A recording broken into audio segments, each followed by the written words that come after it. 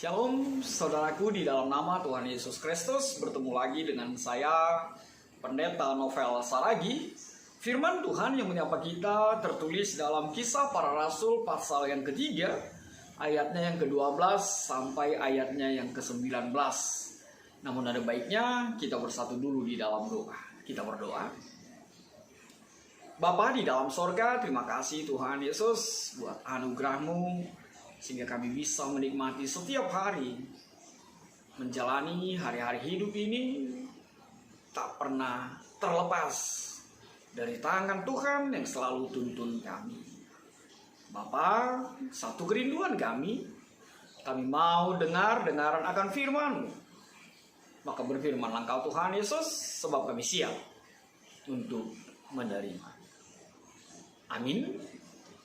Shalom saudaraku di dalam nama Tuhan Yesus Kristus. Seperti yang saya sebut tadi, bahwa firman Tuhan yang menyapa kita tertulis dalam Kisah Para Rasul pasal yang ketiga, ayatnya yang ke-12 sampai ayat yang ke-19. Begini firman Tuhan. Petrus melihat orang banyak itu lalu berkata, "Hai orang Israel, mengapa kamu heran tentang kejadian itu? Dan mengapa kamu menatap kami seolah-olah kami membuat orang ini berjalan karena kuasa atau kesalahan kami sendiri? Allah Abraham, Ishak dan Yakub, Allah nenek moyang kita telah memuliakan hambanya, yaitu Yesus yang kamu serahkan dan tolak di depan Pilatus, walaupun Pilatus berpendapat bahwa ia harus dilepaskan. Tetapi kamu telah menolak yang kudus dan benar, serta menghendaki seorang pembunuh sebagai hadiahmu. Demikianlah ia, pemimpin kepada hidup, telah kamu bunuh. Tetapi Allah telah membangkitkan dia dari antara orang mati, dan tentang hal itu kami adalah saksi. Dan karena kepercayaan dalam nama Yesus, maka nama itu telah menguatkan orang yang kamu lihat dan kamu kenal ini. Dan kepercayaan itu telah memberi kesembuhan kepada orang ini di depan kamu semua. Hai saudara-saudara, aku tahu bahwa kamu telah berbuat demikian karena ketidaktahuan, sama seperti semua pemimpin kamu. Tetapi dengan jalan demikian, Allah telah menggenapi apa yang telah difirmankannya dahulu dengan perantaraan nabi-nabinya, yaitu bahwa Mesias yang diutusnya harus menderita. Karena itu, sadarlah dan bertobatlah supaya dosamu dihapuskan. Demikian firman Tuhan. Saudara-saudara yang diberkati dalam nama Tuhan Yesus Kristus, firman Tuhan ini ingin dilihat dari bagaimana karya Tuhan Yesus, karya Roh Kudus, karya Allah itu bekerja di dalam kehidupan para rasul. Sama seperti janji Tuhan Yesus di Markus 16 ayat yang ke-17 sampai ayat yang ke-18. Sebelum Tuhan Yesus terangkat ke sorga, bahwa hal-hal ini akan menyertai orang percaya, termasuk dalam perikop kita, menyembuhkan orang sakit, menyembuhkan orang lumpuh. Dan ini dilatar belakangi kisah ketika Petrus dan Yohanes di dalam penginjilannya bertemu dengan orang lumpuh yang lebih kurang 40 tahun menderita lumpuh sejak ia dilahirkan. Walaupun memang ketika membaca nats ini, saya jadi teringat bagaimana di dalam pelayanan dengan sahabat, dengan kekasih hati di dalam Tuhan, melayani seorang yang berada di dalam situasi yang hampir persis sama. Cuma saya lupa umurnya berapa, jangan-jangan seumurannya. Cuman mau bertanya kepada sahabat itu, ya tidak ada lagi yang bisa ditanya tentang hal itu. Tapi satu hal yang mau dinyatakan adalah bagaimana karya, bagaimana kuat kuasa kebangkitan Yesus itu menjadi nyata di tengah-tengah kehidupan para rasul. Terkhusus perikop kita mengangkat sosok Petrus dan Yohanes. Benarlah Istilah yang mengatakan, falsafah yang mengatakan habis gelap terbitlah terang. Habis ketakutan itu, habis kegentaran itu, habis kekhawatiran itu, maka timbullah keberanian yang sangat. Keberanian yang luar biasa dari orang percaya, dari rasul-rasul. Ketika Tuhan Yesus tidak lagi berada bersama dengan mereka. Dan itu dinyatakan, dan itu dihadirkan sosok Petrus dan Yohanes di dalam perikop ini. Saudaraku, kita dihantar kepada sebuah tema, hidup di dalam kasih setia Tuhan. Apa yang bisa kita lihat dalam situasi ini, di dalam firman Tuhan? Untuk tema yang begitu luar biasa itu, yang menyatakan kepada kita bahwa kita harus hidup di dalam kasih setia Tuhan. Memang gak apa-apa lah dulu ya, intermezzo, kalau ada sesuatu yang kinclong dari jidat ini karena matahari ada di sana gitu. Gak apa-apa lah, semakin bersinar ya. Seperti lagu itu, bersinar, bersinar gitu ya. Apa yang bisa kita lihat di dalam hidup di dalam kasih setia Tuhan itu? Tidak lain yang mau dinyatakan di dalam kebenaran firman Tuhan ini, Petrus sebagai pribadi yang hidup di dalam kasih setia Tuhan itu memiliki keberanian yang sangat, memiliki kekuatan tanpa kekhawatiran, menghadirkan apa yang Tuhan mau, apa yang Yesus perintahkan di dalam kehidupannya. Berkhotbah, menyatakan kebenaran firman Tuhan, memberitakan firman Tuhan, bahkan menyembuhkan orang lumpuh atas kuasa dalam nama Tuhan Yesus Kristus. Saudaraku, di dalam Tuhan Yesus Kristus, firman Tuhan berkata, Petrus melihat orang banyak itu lalu berkata, "Hai orang Israel, mengapa kamu heran tentang kejadian itu dan mengapa kamu menatap kami seolah-olah kami membuat orang ini berjalan karena kuasa atau kesalehan kami?" Bapak Ibu di dalam Tuhan Yesus Kristus, firman Tuhan ini menyadarkan kita bahwa rasul itu, bahwa Petrus itu, bahwa orang percaya itu, bahwa pribadi yang mengandalkan Tuhan di dalam perjalanan pelayanannya adalah pribadi yang mengenal siapa dirinya. Lihatlah, orang kagum, orang terpesona, orang memandang Petrus dan Yohanes itu seperti mendapatkan sesuatu yang wah, tidak terbayangkan, tidak terprediksi.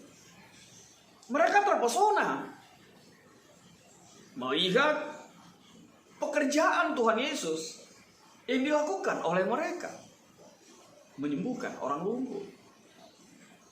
Tapi kita melihat kebenaran firman Tuhan saat ini, ketika firman Tuhan menghadirkan kepada kita bahwa Petrus tidak mau mencuri kemuliaan Tuhan itu. Benar orang terpesona, benar orang kagum, benar orang tercengang saat itu di Serambi Salomo, di dalam bait Allah. Tapi sekali lagi, Petrus tidak mau pongah, Petrus tidak mau sombong, Petrus tidak mau angkuh. Tapi dia menunjukkan bahwa pribadi yang hidup di dalam kasih setia Tuhan haruslah pribadi yang melakukan perintah Tuhan, merendahkan diri, merendahkan hatinya, mengenal siapa dirinya. Dan Petrus menjelaskan dengan baik. Apa itu? Yang memberi kekuatan, yang memberikan mujizat itu adalah Yesus yang kamu serahkan, yang kamu tolak di depan Pilatus. Sekali lagi, Petrus mengajar kita, jangan pernah mencuri kemuliaan Tuhan. Jangan pernah hidup di dalam keangkuhan ketika doamu dikabulkan Tuhan. Lalu apa hal yang berikut? Petrus mau mengajak kita bahwa orang percaya itu adalah alat. Orang percaya itu adalah sesuatu pribadi yang dipakai Tuhan untuk menyatakan kemuliaannya. Dan hanya mengandalkan kuat kuasa Tuhan Yesus. Saudaraku, Petrus mengingatkan kita hanya sebagai alat. Maka bersukacitalah ketika kita masih dipakai Tuhan menjadi perpanjangan tangannya, masih dijadikan Tuhan menjadi alatnya, memberitakan kebenaran firman Tuhan di dalam kehidupan kita. Lalu Petrus juga ingin mengajar kita, jadikanlah momen keterpesonaan orang lain, kekaguman orang lain akan tindakanmu, akan perbuatanmu sebagai kesempatan untuk memberitakan kebenaran firman Tuhan, untuk mengenalkan siapa Yesus Tuhanmu yang memberikan anugerah itu, yang memberikan kuasa itu kepadamu. Petrus mengajar kita bahkan untuk menyatakan dimanapun saatmu, dimanapun tempatmu, dimanapun apapun keberadaanmu, pakailah itu menjadi kesempatan untuk memberitakan kebenaran firman Tuhan. Sekali lagi, Petrus mengajar kita mempergunakan setiap kesempatan, apapun itu, untuk menyatakan kebenaran firman Tuhan. Orang terpesona, orang kagum di bait suci, di tengah orang banyak, dia pakai kesempatan itu untuk lebih lagi memperkenalkan, menyatakan, menyiarkan, mengabarkan kuat kuasa Yesus yang terjadi di tengah-tengah kehidupan kita. Saudaraku, di dalam nama Tuhan Yesus Kristus, hal itu juga dipakai oleh Petrus untuk memberikan pencerahan kepada setiap mereka. Memberikan pencerahan akan siapa Yesus itu di dalam kehidupan orang Israel pada saat itu. Bahkan kesempatan baginya untuk lebih lagi menguliti keberadaan mereka, ketidaktahuan mereka, bahkan sampai-sampai lebih memilih seorang pembunuh daripada memilih Yesus. Sumber kehidupan itu daripada memilih Yesus, pemimpin kepada hidup. Kesempatan yang luar biasa yang Petrus gunakan. Kamu lebih memilih pembunuh daripada pemimpin kepada hidup. Apa yang mau dinyatakan oleh firman Tuhan di dalam situasi ini? Tidak lain adalah Petrus mau menyatakan sebegitu jahatnya, sebegitu bejatnya, sebegitu berdosanya, sebegitu salahnya, sampai-sampai orang Israel ketika itu lebih memilih pembunuh Barabas daripada Yesus, sumber kehidupan itu. Daripada Tuhan Yesus yang memberikan kehidupan, yang memberikan kepemimpinan di dalam kehidupan kita. Pemimpin ke dalam hidup. Sebab Yesuslah hidup itu. Sebab Yesuslah keselamatan itu. Sebab Yesuslah hidup yang kekal itu.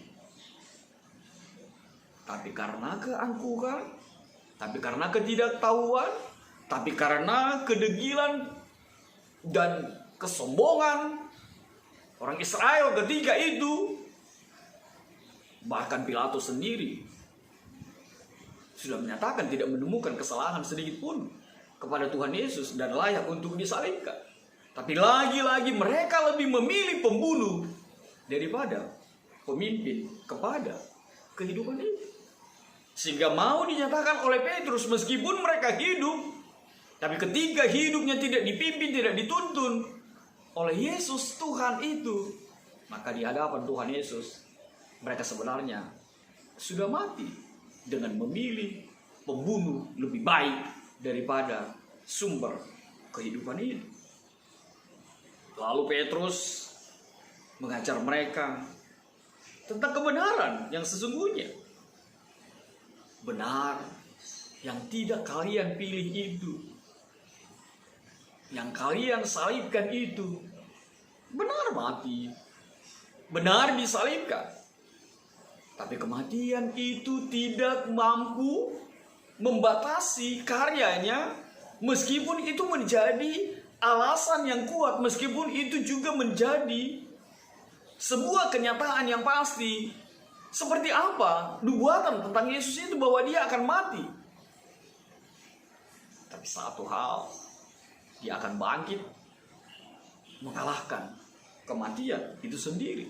Sebab itulah yang dinubuatkan untuk seorang Yesus, untuk Allah yang mengutus anaknya Yesus Kristus di tengah-tengah kehidupan kita. Benar mati, tapi Yesus itu mengalahkan kematian dan bangkit, memberikan pengorbanan, pengampunan, keselamatan untuk setiap kita. Dan hal yang luar biasa itu dinyatakan oleh Petrus.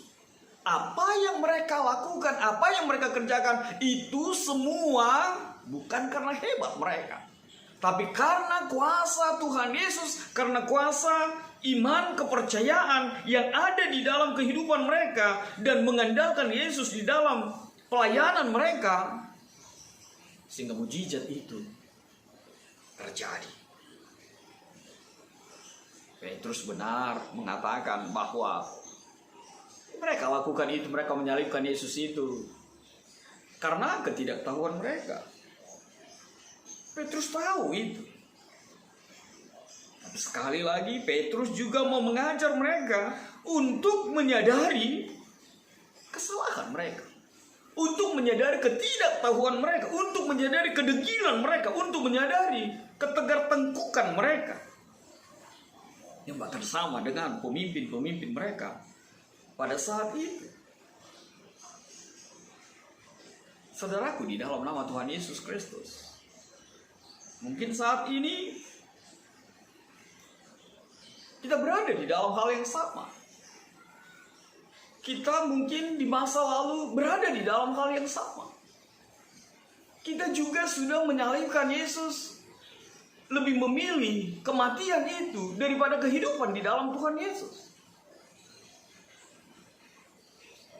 Tapi Petrus memberi jalan terbaik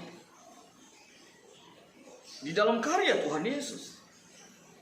Petrus mengatakan, karena itu sadarlah dan bertobatlah supaya dosamu dihapuskan. Ada hal yang menarik dinyatakan dalam situasi ini. Apa itu? Sadar dan bertobatlah. Sebab apa? Seringkali kita berada di dalam situasi hanya di dalam kata sadar. Menyadari kesalahan itu, menyadari keberdosaan itu, menyadari bahwa kita sudah melakukan sesuatu yang salah di mata Tuhan, tapi kita tidak pernah bertobat, berbalik, dan meninggalkan kesalahan itu, dan meninggalkan dosa-dosa itu, untuk hidup lebih baik di dalam kebenaran firman Tuhan. Lalu Petrus menyatakan di dalam kehidupan kita, sadarlah, sadarilah, dan maulah disadarkan oleh kebenaran firman Tuhan ini, dan bertobatlah. Maka firman Tuhan menyatakan, dosamu akan dihapuskan. Lalu apa yang bisa kita petik sesuai dengan tema kita saat ini? Hidup di dalam kasih setia Tuhan tidak lain adalah, di dalam situasi ini Petrus menyadarkan kita, pribadi yang dinyatakan hidup di dalam kasih setia Tuhan adalah pribadi yang mengenal siapa dirinya, pribadi yang mau melakukan perintah Tuhan, bahkan mengalahkan ketakutan, kekhawatiran, kegentaran, tapi tetap menjadi pribadi yang mau menyatakan kebenaran firman Tuhan tanpa memandang situasi, ruang, waktu, dan tempat. Lalu apa yang berikut? Yang hidup di dalam kasih setia Tuhan adalah pribadi yang mengenal siapa dirinya, pribadi yang mau merendahkan hatinya dan tidak pernah mencuri kemuliaan Tuhan. Lalu apa yang keempat? Pribadi yang hidup di dalam kasih setia Tuhan adalah pribadi yang mau menyadari kesalahannya dan akhirnya mengambil sikap bertobat dan meninggalkan kesalahannya di masa lalu dan membiarkan Tuhan memberikan pengampunan itu baginya. Amin. Tuhan memberkatimu. Kita bersatu dalam doa. Bapa di dalam surga, terima kasih Tuhan Yesus buat kebenaran firman-Mu. Biarlah Tuhan Yesus kami semakin menyadari bahwa kami ini hanyalah alat-Mu. yang patut dipuji dimuliakan hanyalah Engkau Tuhan Yesus, yang masih juga memakai kami menjadi alat-Mu, menyatakan kebenaran firman Tuhan, menyatakan kerajaan-Mu, menghadirkan kerajaan-Mu di tengah-tengah kehidupan kami. Siapalah kami ini Tuhan, kalau bukan Tuhan yang berkarya atas setiap kami. Bapa, ajar kami untuk selalu merendahkan hati kami, mengenal siapa diri kami, dan tidak pernah mencuri kemuliaan Tuhan, sehingga kesadaran dan pertobatan itu menjadi kekuatan bagi kami, sehingga dosa-dosa kami Engkau ampuni, dan pengampunan itu utuh menjadi milik kami. Dalam kasih-Mu Tuhan Yesus, enyahkan virus corona ini. Amin.